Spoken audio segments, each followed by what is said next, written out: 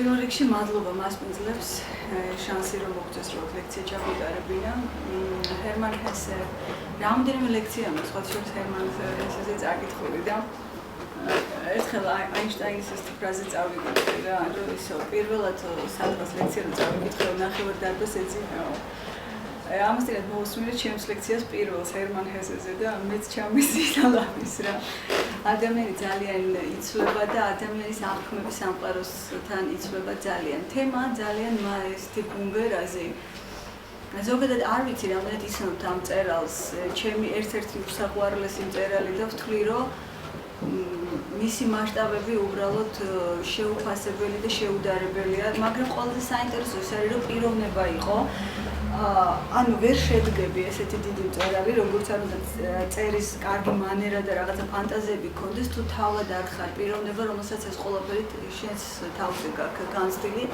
ესეთი იყო დოსტოევსკი, ესეთი იყო სხვა შორის კამიუ, კაფკა, აი მთელი ეს გენიალური მწერლები, ვინც სამყაროს აი ესეთი ფასდაუდებელი რაღაც აჩუქეს.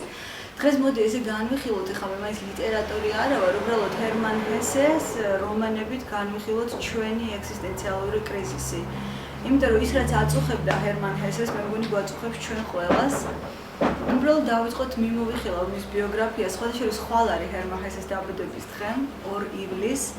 ეს იყო ადამიანი, რომელიც უცნაური იყო მისი დაბადებაც, ანუ დედა მისი პრაქტიკულად ინდოეთში იყო გაზრდილი, მამა მისი მისიონერი იყო ინდოეთში და გარკვეულწილად უკვე ამ ყველაფერმა ბექგრაუნდი გააკეთა მისი გონების ჩამოყალიბებაზე და ვინც იცნობდა აღმოსავლური აზროვნების მასშტაბებს, მიხვდებით რომ ჰერმან ჰესეში ეს იყო ძალიან დიდი მასშტაბებით გადმოცემული აღმოსავლური ფილოსოფია და უკვე ფსიქოანალიზი, ის უშუალოდ მეგობრობდა იუნგთან, ფროიდთან და სითარტას რო წერდა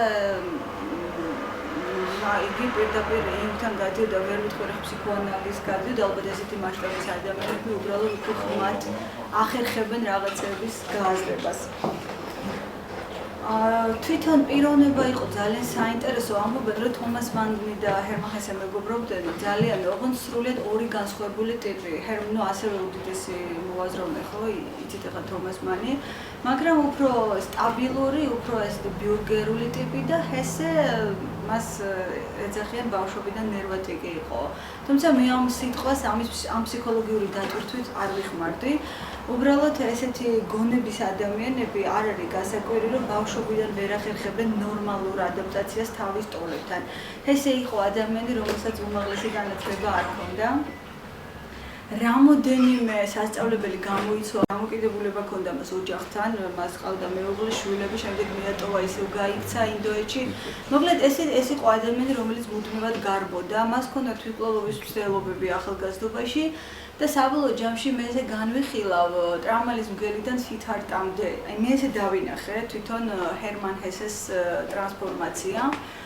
ტრამალის მგელი, მე მგონი არ არსებობს ადამიანი, ვისაც საკუთარი თავი არ დაუნახავს, ხო, ამ ჰარი ჰარელის ცხოვრებაში, ვისაც არ გაქვს საკითხული ეს სიამოვნება წინგელოდებად. ეს არის 50 წლის სრულიად დაკარგული ადამიანი.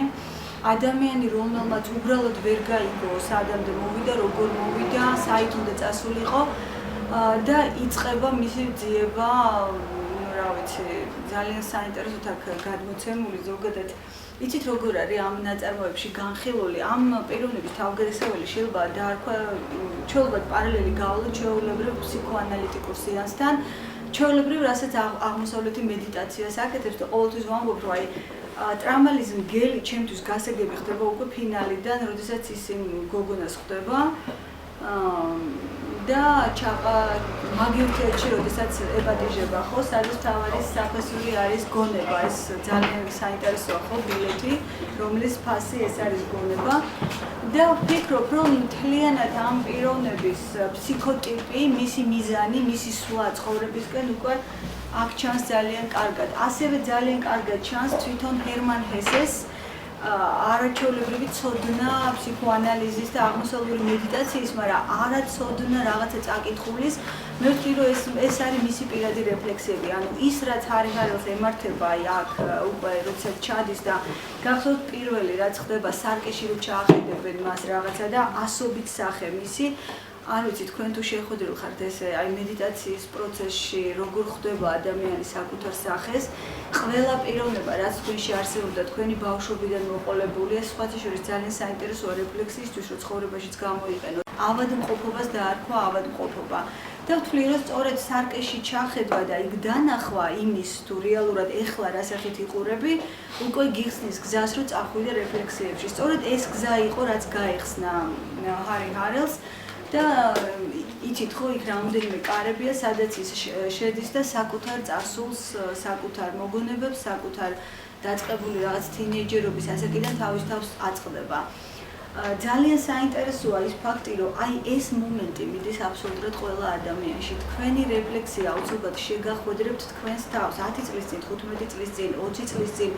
თქვენს სიყვარულთან თქვენს იმედგაცრუებასთან თქვენს სირცხვილთან ხო ადამიანებს ხშირად ტანჯავთ ხოლმე დანაშაულის შეგრძნება და ცალსახად ამაზე ვამბობ ეს არის ძალიან დამაბკოლებელი ფსიქოლოგიურ ზრდაში ანუ როგორიც არ უნდა იყოს თქვენს წარსულში თქვენი ჩადენილი ქმედებები თუ თქვენ იქ შეგაწუხებთ სინდისი და ეს უკვე სირცხვილის გრძნობა და ეს უკვე თავისებურად აღძრავს ემოციებს იცოდეთ რომ ძალიან სერიოზული დაბკოლება გექნებათ გაცნობიერებაში აუცილებელია ცივი გონებით დაკვირვება ყოველგვარი განსჯებით ყოველგვარი ემოციებით განკითხვით ნუ ასე შემდეგ და ასე შემდეგ და საიდან მოდის ეს განკითხვა თქვენ ყველა მიცით ხო ჩვენი განპირობებული გონება რომელიც გადავსებულია მორალური კანონებით და სწორედ საბოლოო ჯამში ის რაც ჩვენ გონია რომ არის ზოგადად დამხმარე რომ ჩვენ ჩამოყალიბოთ რაღაცა სრულფასოვანი პიროვნება სოციუმთან ვიყოთ ასევე სრულფასოვან ურთიერთობაში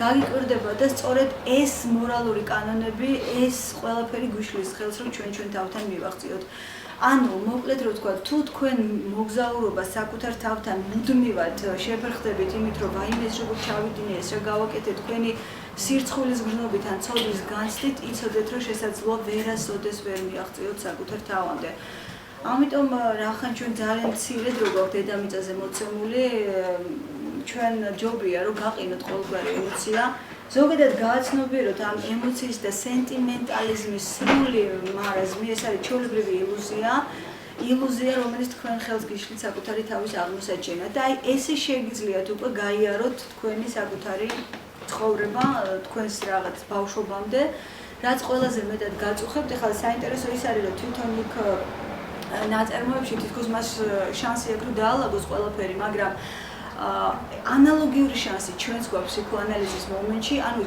ცხადია რომ ჩვენ ბავშვობაში ფიზიკურად ვერ დავბრუნდებით, მაგრამ ფსიქოლოგიურად ბავშვობაში დაბრუნება იმ მომენტის სრული ამოღება, რაც თქვენ ესე გაწუხებთ, სადაც თქვენ ან შეურაცხყოფილი იყავით, ან დამცირებული, ან მიტოვებული, ან რაიმე მსგავსი, ხო? ჩვენი ადამიანური ეგოცენტრული შეფასებები თორე რეალურად არის მხოლოდ მოვლენა, მეტი არაფერი, მაგრამ შეფასებას უკეთებს ჩვენი განპირობებული გონება, დაგამცირეს მიგატოვებს, საიდანაც ყალიბდება თუ დაკვირვებულ ხართ, შიში უკვე მომავლის, რომ იგივე არ განიცადო, უკვე ერიდები ადამიანებს, ერიდები რაღაც ქმედებებს და ადამიანი ხდება რაღაც ერთ ადგილას მუბუქსავე მანქანა, რომელსაც ყველა მიმართულებით წასვლის ეშინია. აი სწორედ ეს არის ფსიქოანალიზი და აღმოსავლური მედიტაცია, რომ ნუ გეშინიათ ამ სვლის. ბოლო მომენტამდე ჩადით თქვენ წარსულში და შეეცადეთ უკვე თქვენი ასაკიდან, თქვენი გამოცდილებიდან შეხედოთ თქვენს თავს მაგალითად 17 წლის ასაკში. ხვდებით რას გეუბნებით? თქვენ რო 13 წლის ასაკში განიცადეთ ძალიან დიდი ტკივილი, თქვენ 13 წლის ბიჭი ან გოგო იყავით მაშინ და ეს ემოცია შენახულია 13 წლის ბავშვის თვალთახედვიდან დანახული. თუ თქვენ შეძლებთ რომ გამიჯნოთ თქვენი დღევანდელი პიროვნება იმ 13 წლის ბავშვს, თუ თქვენ შეძლებთ დღეს რომ სრულიად გაემიჯნოთ თქვენს თავს წარსულში და თქვათ რომ ეს მე არა ვარ, თქვენ შეძლებთ უკვე ნებისმიერი მოვლენის დალაგებას, ნებისმიერი კომპლექსის მოშორებას და ნებისმიერი ესეთი გაუცნობიერებელი ირაციონალური მოტივის უკვე მზის სინათლეზე გადმოტანას, ანუ გაცნობიერებას, რაც თქვენ ძალიან დაგეხმარებათ, ეს არის ჩემი პირადი გამოცდილება, დამერწმუნეთ.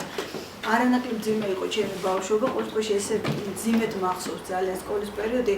რეალურად რო ვფიქრობ, რა მნიშვნელობა იყო, როგორი იყო ის რეალურად, თუ მე ის მძიმედ მახსოვს. ანუ აქ ყველაფერი ფარდობითია, ხო? მე როგორ მახსოვს, მე როგორ დავინახე და მე როგორ განვიცადე. ანუ ამიტომ არა აქვს არავითარი მნიშვნელობა მეორე ადამიანის აზრს თქვენ ცხოვრებაში.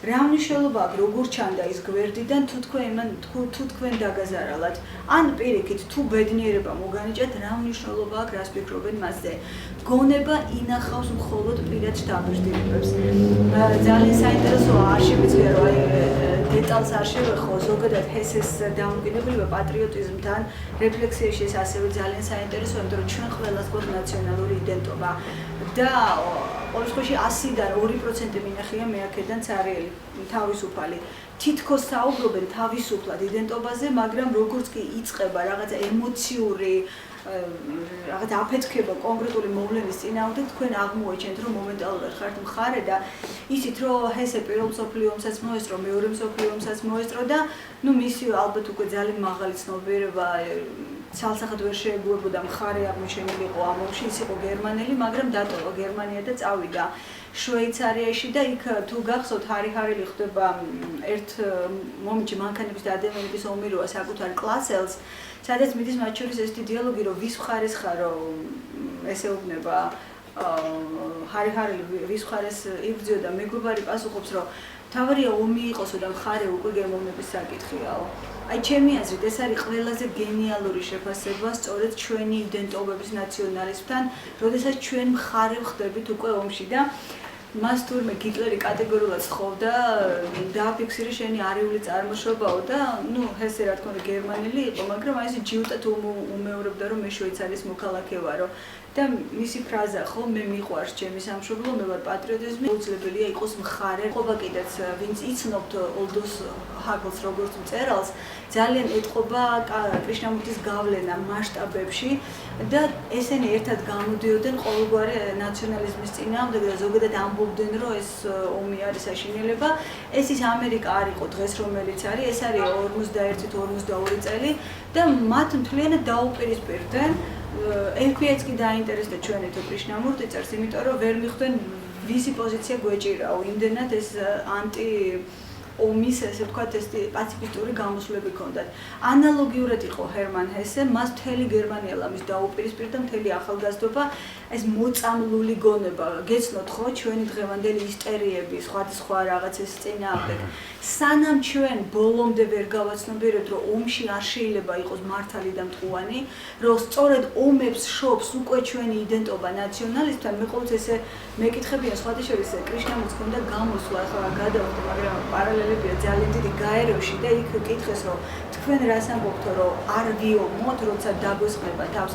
სწორედ აქამდე ომამდე რომ მიდიხარ, ეს არის ფსიქოლოგიისთვის საინტერესო, როგორ მიდიხარ ომამდე. ამაზე ძალიან სერიოზული კვლევები ქონდა ერიხ ფრომს, ხო, ლექციებშიც ვამბობდი, მე ფრომზე რამდენიმე ლექცია წავიკითხე, რომ მოდი გავიგოთ, როგორ უნდა ჩავაბათ ომში მილიონობით ადამიანი, თორე ხა მიზეზის პოვნას რა უნდა.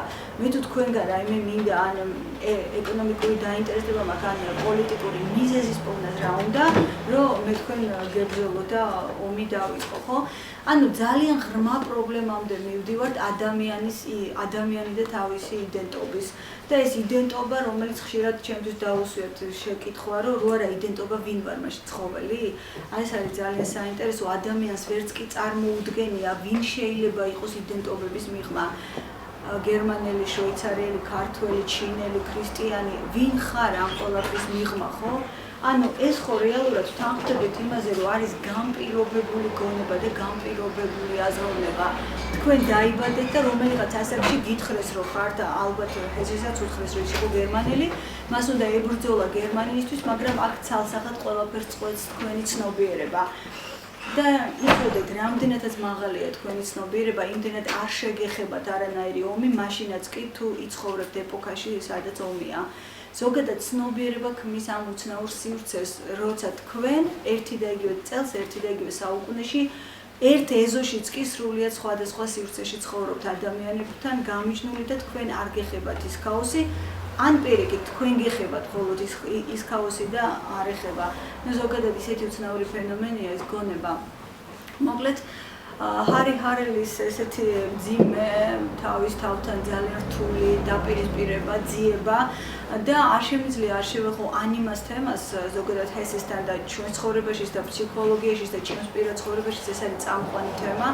რამდენად ახლა გვესმის და გვჯერა და ვიცით ფსიქოლოგია უკვე ამას აღარ აქვს მნიშვნელობა, ეს არის დაკვირვება და ვინც ამას დაკვირვები აღმოაჩენს, რომ საპირისპირო სქესთან პროექციები რამხელა რაღაცას გვიხსნის ცხოვრებაში, ხო? ჩვენ ვამბობთ, რომ სამყარო ილუზია და ყველაფერი იწყება თქვენი პროექციიდან. ანუ სამყარო არც კეთილია, არც ბოროტია, სამყარო არის ის რაც არის, რა შინაარსაც ჩადებთ, სწორედ ისეთი წარსდგება თქვენს თვალწინ სამყარო. და ეგ ძალიან საინტერესოა ის, რომ ხშირად ადამიანის ცხოვრებაში კვანძოვანი მომენტი, აი სადღაც დედლაინი გადის იქ, რომ შეხვდები ვიღაცას, ვინც აღმოჩნდება, სიყვარულის მომენტს გულისხმობ ხა, ვინც აღმოჩნდება რაღაცა ძალიან დიდი გარდატეხის შემომტანი. ეს ფენომენი აქვს ძალიან კარგად ჰერმან ჰესეს განხილული როგორც იქ, ასევე ნარცისი და გოლდმუნდი. მე ამ ნაწარმოებს გვერდს ვერ რაული, იმიტომ რომ უდაოდ ჩემზე იმოქმედა ძალიან ნარცისმა და გოლდმუნდმა უფრო მეტად ვიდრე ტრამალის მგელმა, იმიტომ რომ ალბათ მე ვიყავი სწორედ ამის გაცნობიერების პროცესში, როცა წავიკითხე ნარცისი და გოლდმუნდი, არ ვიცი წაკითხული გაქვთ თუ არა. ეს არის ორი ბიჭის ისტორია, ნარცისი ეს არის ჯერ სახელს უყურეთ, ხო? ძალიან გასწავლული, ძალიან უზოლოდ განათლებული პიროვნება, თეოლოგი, მოძღვარი, მოკლედ მონასტერში ცხოვრობს და მიყავთ იქ პატარა ბიჭი გოლდმუნდი, რომელიც ყველაფერი იწყება იმით, რომ მას არ ყავს დედა და დედის ძიება, აი ქალის მომენტი, ეს უკვე ანიმას მომენტია. პირველი პროექცია დედაზე კეთდება, გოგონებისთვის მამაზე, ახლა პარალელურად თვითონ გავლეთ. და შემდგომში უკვე მთელი ცხოვრება გრძელდება ამ რაღაცა ქალური ფენომენი თქვენში, ოღონდ არავითარ შემთხვევაში გარეთ. უბრალოდ გარეთ ხდება ამ ყველაფრის პროექცია, გამომდინარე იქიდან, რომ ესეთი წყობა აქვს სამყაროს. თუ გინდა გაიგო როგორი ხარ შიგნით, სოციუმთან უნდა გახვიდე. და აი სადაც შეგაწუხებს სოციუმი, სადაც აღმოჩნდები შეურაცხყოფილი თუ გახარებული თუ ჩაკეტილი, მიხვდები, რომ იქ აქვს პრობლემა. ამიტომ ნუ გაექცევით სოციუმს ნურას დროს რა. იცოდეთ, რომ სოციუმი გვაჩვენებს ჩვენს ეკლებს. ეკლები, რომლებიც აუცილებლად უნდა მოგშორდეს იმისთვის, რომ ჩვენ რაღაცა სრულფასოვანი ადამიანები გავხდეთ და აი ესეთი თავისუფალი ფსიქიკის, როცა აღარ დავექვემდებარებით რაღაცა სიკეთე, ბოროტება გამიცინა, ახლა არ გამიცინა, ცუთხასიძე იყო, ნეტარატო იყო. როგორ ვექვემდებარებით გარემო პირობებს, დაგიფიქსირებია თანამშრომლებთან სასიყვარულო ურთიერთობაში, რომ მეზობელი შეხვდა და რაღაცა სხვანაირად შემოხედა და შეიძლება 3 საათი ინერვიულო, რა სისულელეებია ეს ყველაფერი და იფიქრო, რომ რაღაცა ნეტა რა უნდა და ნეტა რა მეხوار დავაშავე. როგორ ვექვემდებარებით, ეს ყველაფერი ჩვენი პროექციებია, შინაგანი. და ეს არის ძალიან კარგი სამუშაო. ანუ რეალურად მეზობელი რო შეხვდა და თანამშრომელი უფროსი ძალიან უხეში და მოგხვდათ და თქვენ იტირეთ ან აღარ გინდათ ამ სამსახურში, როგორ მიუდექით, იცი რომ თქვენ თავს შეხედოთ, აბა სად ხართ მოწყვლადი, სად გაქვთ ყველაზე სუსტი მხარე, სად არის თქვენი აქილევსის ქუსლი, რომ იმუშაოთ იმაზე, თორე ახლა ადამიანებს რა დალევს არანორმალურებს, ხო? ადამიანი არის არასრულფასოვანი არსება და გაურკვევლად ხშირად გაუცნობიერებლად მოქმედებს და სულ არ უნდა რომ გაწყენინოს, უბრალოდ არ იცის რას აკეთებს, ხო? ჩვენ რაღაც ერთ სივრცეში ვიმყოფებით ყველანი და რაღაც მაღალი წარმოდგენები გვაქვს საკუთარ თავზე და სხვებზე, მაგრამ ესე არ არის. ჩვენი ცნობიერება, რომელიც ოდეთ ბავშვობის მდგომარეობას გაცილებული არ არის და ხშირად ამით აიხსნება ის არაადეკვატური ქცევები, რასაც ჩვენ ხშირად ჩავდივართ. მოკლედ გოლდმუნდზე გავჩერდი, ანუ დედის მომენტის ძიება, მამამისი მიიყვანს მას მონასტერში, მას სულ აწუხებს ეს ვინ იყო დედა, რატომ მიატოვა. ხდება იქ ნარცის, თავიდან ეს, ნარცისი არის მისთვის გარკვეული ავტორიტეტი, იმიტომ რომ არის ძალიან სერიოზული ტიპი თეოლოგი. თუმცა ჰესეს პოზიცია კარგად ჩანს, იქ ერთი ბერია კიდე, რომელზეც თვითონ ჰესი ამბობს, რომ მას განათლება არ ქონდა, მაგრამ უდაოდ ხურას ეს ბრძენს ეძახიან. ჩემი აზრით რაც იყო ჰესე. ანუ ინტელექტუალური ცოდნა ეს არის კიდე საშუალო, ამიტომ არასოდეს არ ენდოთ პროსტა წიგნიერ ადამიანებს. არასოდეს არ ენდოთ ადამიანებს, რომელთაც უბრალოდ წაკითხული აქვს ძალიან ბევრი წიგნი, მაგრამ არაფერი გაცნობიერებული არ აქვს და ეს ჰუმანიზმი მათში არ არის ფესვგადგმული. ეს ჰუმანიზმი უნდა მოდიოდეს ამ ადამიანის ქმედებიდან, საუბრიდან. და ახლა წიგნები გასაგებია, ხო, წიგნები, ხშირად ეს უკვე მარაზმშიც კი გადადის და უფრო უშლის ხელს ადამიანს განვითარებაში, ვიდრე უწყობს.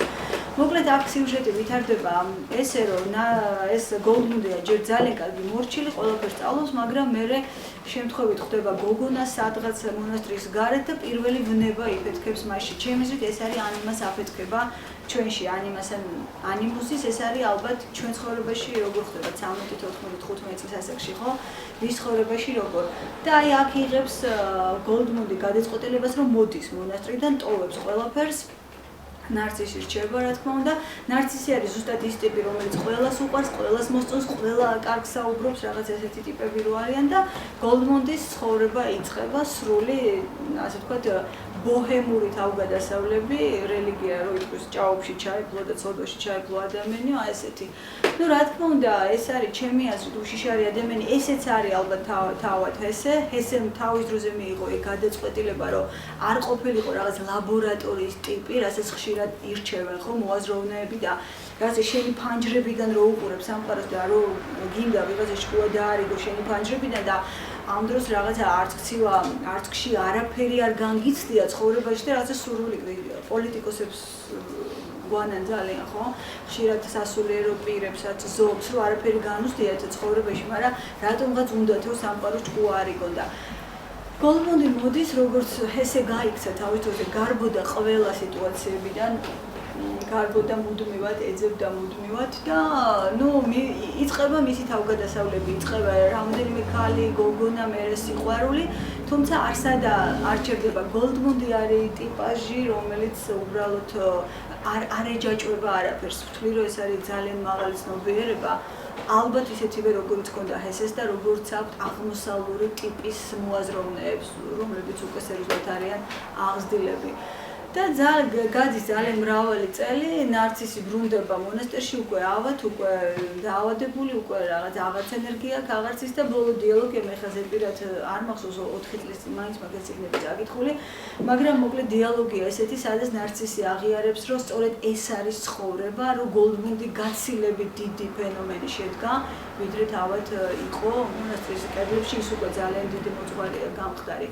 აი ეს მუდმივად გასდევს ჰესეს, ეს მუდმივად გასდევს რეალურად ადამიანებს. თქვენ თუ გადახედავთ ყველა დიდი ადამიანის ცხოვრებას, აი ყველა შემდგარი ადამიანის გიგანტი როგორიც იყო ჰესე, როგორც იყო ჩარლი ჩაპლინი, ხო გესმით რა სახელებია, არსებობენ შემდგარი ტიპები, არსებობენ განვითარებული ტიპები, არსებობენ რეალიზებული ნიჭიერი, მაგრამ არიან კიდე გიგანტები, ხო, სადღაც მოქცეულები, ესენი არიან ალბათ ვინც ყველაზე მეტი სისხლი და უფლი ხვარა საკუთარ თან შრომაში და ვისაც არასოდეს არაფრის არ შეეშინდა.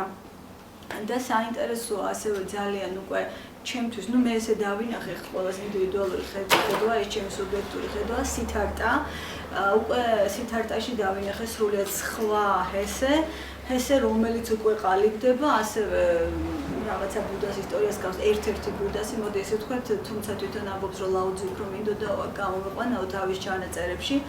და სითარტაშია უკვე საინტერესო, ასევე სასახლეს ტოვებს, იგივე სიუჟეტი ვითარდება, ბიჭი, რომელიც ტოვებს სასახლეს, გადის სასახლიდან, აღმოაჩენს ბუდას ცხოვრებაში დაახლოებით ესეა, ხო, მან აღმოაჩინა, რომ რაღაცა უცებ თურმე ადამიანი მოკვდავი, აღმოაჩინა, რომ თურმე არსებობდა სიღატაკე. ანალოგიურად 16 წლის ბიჭი მიდის, ტოვებს ყველაფერს და ემოწაფება ყველას აბსოლუტურად. აი რა არის ყველაზე მნიშვნელოვანი, ვინც ჩემთან ინდივიდუალურად მუშაობს, მე მათ ვეუბნები, ნუ შეგეშინდებათ ნურანაირი სიახლის მიღების. არაუშავთ ჩავარდეთ იმ ჭაობში, არაუშავს გეტკინოთ, არაუშავთ გაგიცრუდეთ იმედი, ეს იმედი რაღაც ჯანდაბაა უბრალოდ, თუ აი ამის შიშით იყო და მთელი ცხოვრება იცახცახო, რომ ვაიმე ეს არ დაგემართოს, ის არ დაგემართოს, რეპუტაცია არ შეგელახოთ. რეპუტაცია ხო ხდებით რა ახლა დამაბრკოლებელია განვითარების გზაზე, ანუ თუ თქვენ გინდათ რომ იცხოვროთ რაღაც აი ამ ავადმყოფი, დაავადებული სოციუმის წესებით, ის ვინც ხართ, რისთვისაც დაიბადეთ და რეალურად თუ ცხოვრებაში არაფერს ქმნი ფასეულს, შენი თავი შექმნა, ამაზე მეტი რა უნდა შექმნას ადამიანმა. იმაზე მეტი რა უნდა შექმნა თუ ქმნი საკუთარ თავს და 1000 ჯერ უფრო გაცნობიერებული ხარ სადღაც წლების მერე, ვიდრე დაიბადე, სრულიად დაბნეული, სრულიად ქაოსური. და ეს მომენტი არის ძალიან მნიშვნელოვანი, რომ ყველას დაემოწაფა ეს თვითონ ეს პიროვნება, ყველას ემოწაფება, ყველასგან ყველაფერს იღებს და მიდის. რაც ძალიან მნიშვნელოვანია ჩემთვის, როგორც უფრო აღმოსავლური ტიპის მოაზროვნესთვის, არაფერს მიეჯაჭვოთ სამყაროში. ცოლი, შვილი, ქმარი, კარიერა, ყველაფერი კარგია, ყველაფერი მიიღეთ, რამდენიც გინდათ, იმდენი მიიღეთ, უბრალოდ არაფერს მიეჯაჭვოთ. გახსოვდეთ, რომ ეს ყველაფერი ერთი საფეხურია იმ კიბეში, რასაც უკვე სრულად თქვენი პიროვნება ქვია. სწორედ ეს არის ეს პერსონაჟების დამახასიათებელი და სწორედ ამიტომ იყო ეს გენიოსი, ну გარდა იმისა, რომ ხა ბრწყინვალედ წერდა და რაღაც როგორც ლიტერატორი, ხო?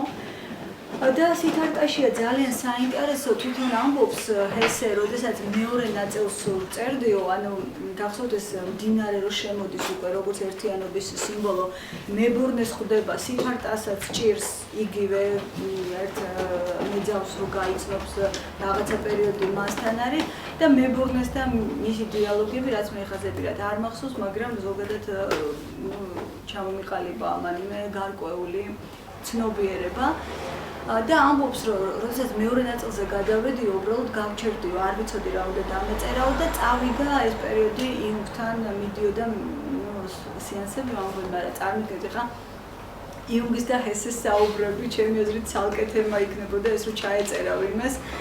შეიძლება უფრო პასიური ყოფილიყო, ვიდრე ან იუნგის წიგნები, ან ჰესეს წიგნები. მე ყოველთვის მაინტერესებს ის რაც არ დარჩა ისტორია, კერძო საუბრები, იუნგის და ფროიდის, მაგალითად, ფროიდის და ჰესესი და მისი რა ქვია, იუნგის ან ჰესე და მანი. წარმოგიდგენთ, ეხლა ისინი რომ ისხდნენ უბრალოდ ფინჯან ყავაზე რა შეიძლება და ყოფილიყო მათ შორის დიალოგის თემა.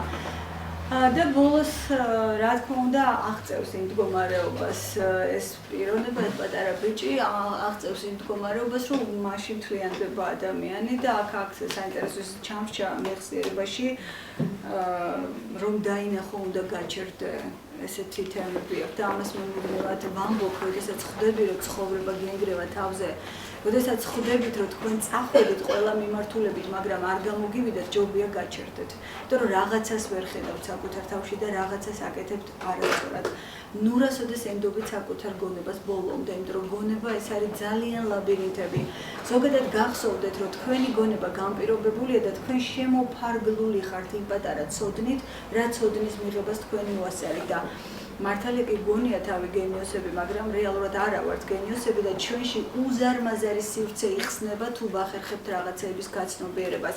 და იქ წყდება ადამიანის განვითარება ფსიქოლოგიური, სადაც ის ამბობს, რომ მან იცის. აი როგორც კი იტყვით სიტყვას, რომ მე ვიცი, მე ეს გავიაზრე და მე всё, რაღაც ტიპი ვარ, აი მან ხდება ყველაზე დიდი საფრთხე და იცოდეთ, რომ სერიოზული რეგრესში წავა უკვე თქვენი ცხოვრება.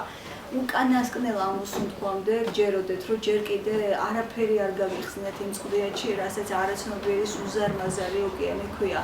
და ჯერ თუ დაფიქრდებით, რამდენს უთმობთ ჩვენ, აი 24 საათი ავიღოთ. 24 საათის განმავლობაში რამდენ წუთს უთმობთ თქვენ გაცნობიერებულად ცხოვრებას. აი იმის და მიხედვით, მიხვდებით რეალურად ცხოვრებაში რამდენ ხანს უთმობთ მთელი თქვენი ცხოვრება. იცით რა არის გაცნობიერებული ცხოვრება? გესმის ყველა ფიქრი, გესმის რას გესაუბრება თქვენი მოსაუბრე და აკვირდებით თქვენ რეაქციებს. რა გაიფიქრეთ, როგორ დაიძაბეთ, ან როგორ გაგიხარდათ, ან რა ქვე ვერაგული ფიქრები გვაქვს, ხო ჩვენ რა მომხმარებელი ტიპები ვართ, ახლა რა თუნდა ამას დამალვა, ხო? ჩვენ რო დავაკვირდეთ საკუთარ თავს, აი რამხელა ეგოისტები ვართ, სულ მომხმარებლები, აი როგორ მოვიხმაროთ სამყარო, იმაზე ვარ და შესაბამისი ქაოსიც ამიტომ არის და ომიც რო ყველა ცდილობს როგორ მოიხმაროს სამყარო, ხო?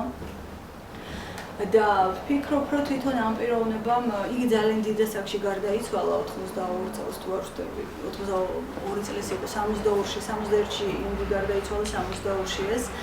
მე არ ვიცი ხა როგორი ტიპი იყო, მე მას არ ვიცნობდი, მაგრამ ვფიქრობ, რომ მისი წიგნებიდან გამომდინარე ძალიან მაღალი ცნობიერებით სავარაუდოდ გავიდოდა ის ამ ცხოვრებიდან, იმიტომ რომ ეს იგინობა მის ნაწარმოებებში მიყვება ეს ყველაფერი აბსოლუტურად.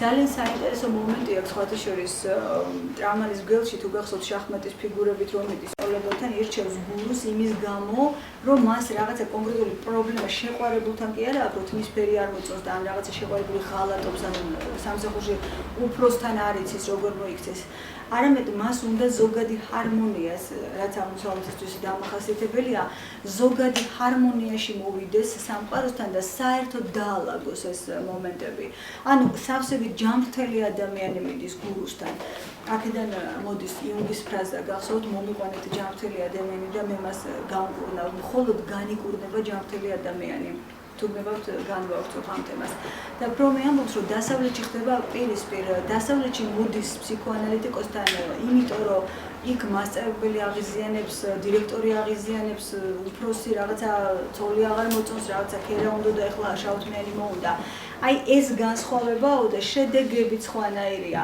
და როდესაც თქვენ მხოლოდ იმისთვის ირჩევთ ფსიქოლოგიას რომ კონკრეტულად დაალაგოთ რომ უფრო კაი ტიპები გამოჩნდეთ სოციუმში რა თქმა უნდა ეს შეიძლება დაალაგოს მაგრამ ეს არის რომ შესაძლებლთა გადანაცვლებით ჯამი არ იცვლება ტოტალურად სხვა ცნობიერება გჭირდებათ რომ თქვენი ცხოვრება გახდეს სხვანაირი ტოტალურად სხვა ცნობიერება ანუ თქვენ პრაქტიკულად სხვა ადამიანი უნდა გახდეთ თქვენმა გონებამ თუ მუშაობს ახლა სიტყვაზე ამ მიმართულებით ტოტალურად უნდა შეიცვალოს მიმართულება და ეს ისეთი რთული სამუშაოა და ისეთი კომპლექსური სამუშაოა და იმდენ წამს და წუთს მოითხოვს თქვენ ცხოვრებაში რომ დამერწმუნეთ რა აი დრო აღარ გეკნებათ ვიღაცების განსასჯელად განსაკითხად დრო აღარ გეკნებათ საკუთარი თავის განსასჯელად ადამიანს საკუთარი თავის განსჯელს უყვარს ძალიან და საკუთარი თავის შებრალება იცოდეთ რომ ეს არის ძალიან სერიოზული პრობლემა თუ თქვენ შეიბრალებთ საკუთარ თავს თუ თქვენ იქნებით ეს სენსიტიური ვაიმე რასაც ოდავი ვარ ვაიმე რაც ქვეყანაში დავებადე ვაიმე ვერ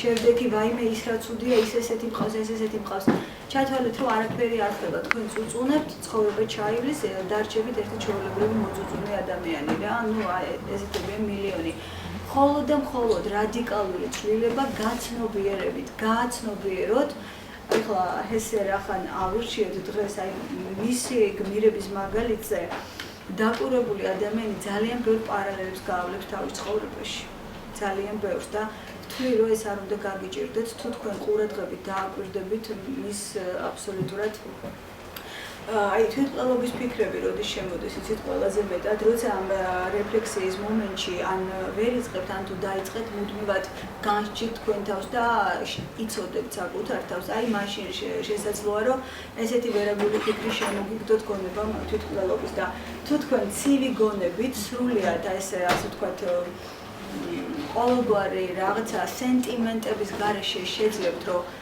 დაინახოთ საკუთარი თავი არ შეგეშინდეთ რა უბრალოდ ყველაფერს შეძლებთ და გაგეცინებათ ყველაფერზე მე დამიმართა ეხლა ბათუმში ვიყავ ლექციაზე და ბათუმში ცხოვრობდი 2001-2002 წლები იყო ეს იყო ჩემ ცხოვრებაში ყველაზე მძიმე მე აი წელს მივხვდი ყველაზე დიდი რეფლექსია მქონდა ეს იყო ოღონდ სხვა ადამიანი არაფერი მე ეს არ ვიყავი ვინც იმ გოგოს იცნობს სავარაუდოდ ის მე არ მიცნობს და მე მახსოვს ის 2 წელი როგორი დავდიოდი დაკარგული განადგურებული რაღაცა სულ სენტიმენტებში ზღვისპირას ვიჯექი სულ ერთ განწყობაზე ნუ სამყარო ყურას ნაცრისფერი ყველაფერი იყო ძალიან საშინელი ეს იყო პერიოდი როცა მე დავიწყე აღმოსავლეთთან პირველი ჩემი მიახლება დაიწყო შესაძლოა ცოტა ადრე მე 9 წლებს არ აქვს მნიშვნელობა და წელს ჩავედი იგივე სივრცეში იგივე ქუჩებში ჩავდიოდი მე ეს წლები ბათუმში, მაგრამ ვერ დავინახე დიდი სხვაობა,